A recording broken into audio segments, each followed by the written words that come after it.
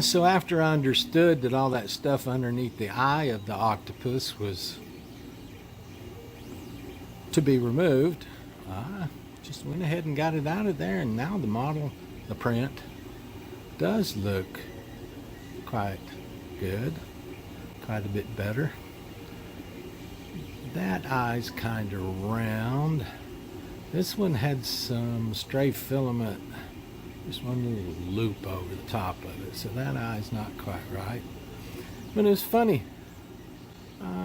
Recommended videos came up on YouTube tonight, and it was a guy talking about 6 different levels of flexible filament and how which one was softer than the other one, etc.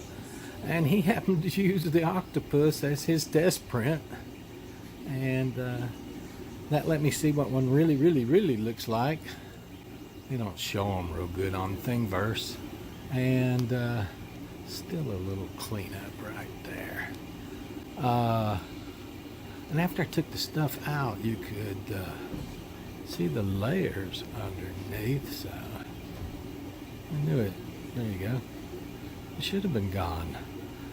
The pictures on Thingiverse about the items you're printing just aren't really done that well sometimes. You just get kind of a model of it. And that's how much extra plastic I took off of each side underneath the eye. So I'm glad I saw that video tonight.